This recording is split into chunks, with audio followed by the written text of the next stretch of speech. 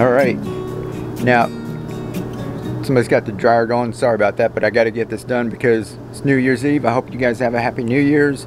Sun's going down, so I got to get this one in really quick, but I want to show you this is still doing really good. We haven't done anything to it, haven't added any water, any nutrients. All I did was drill a hole in there to drain it so they wouldn't float, and we switched out that one. I'll show you that in another video. That was floating. All these other ones we haven't done anything to it, and they're doing good. But I want to show you one more crop real quick. We'll take a walk around here. Alright, it's right here. Our chard.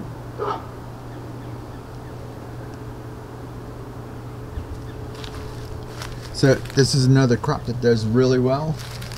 All of this is growing in here just like the broccoli sprouts we just showed you. Haven't done anything to this. Planted it out. Bought these as transplants. They're about yay big at Home Depot. Came in, transplanted them. You guys seen me do this before. And just set this out here. Haven't done anything. Haven't done any nutrients. It's full. It rained. I might dump a little bit of that water out because I forgot to drill a hole.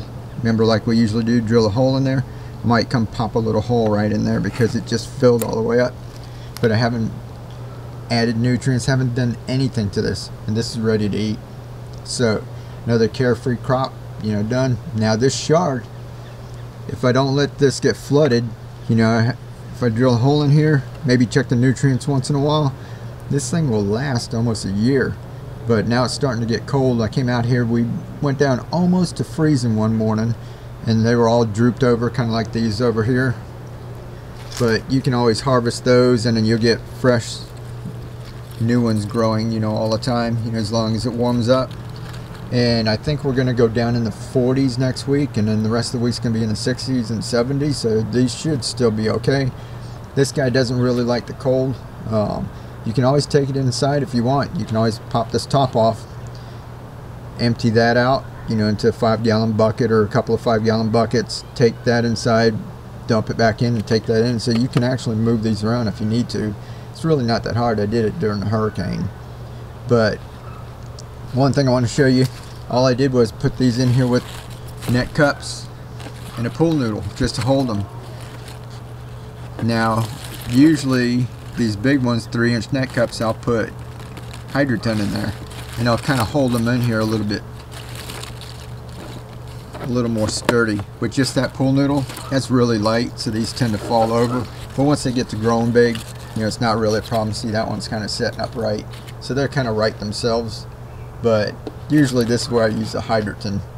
And then the squirrels are dropping, they're eating these little China berries, whatever the hell they are, dropping them all over it. But great crop here. I love chard. You can take these, when they get a little bigger than this, you can use that as a wrap instead of using a tortilla shell. If you guys are trying to go a little gluten-free or whatever, cut those up in a salad, throw them in your juice. Nice red color, yellow. This is the rainbow chard. They have just a regular white one too, so excellent crop and carefree. Alrighty, we'll catch y'all later. Here's the last of our pak choy. We've been harvesting them, coming in here, pulling leaves off of it whenever we need. But this is December or January. Tomorrow's January. And look, I want to see. Kind of left that there because, believe it or not, we had some honeybees. We had some honeybees coming around, so I went ahead and left these out so they can get them a little food and that. We were going to harvest it, clean these up. See, we've cleaned this up. We harvested all the lettuce and took everything out of there, so we're going to clean these, get everything ready for spring. But since we're not going to plant anything else out here right now, I decided to just let these go ahead and bolt and give the bees a little bit of flowers because there's not a whole lot around here right now. Other than that, still eat some of the leaves here. Doing pretty good. Alright, catch y'all next time.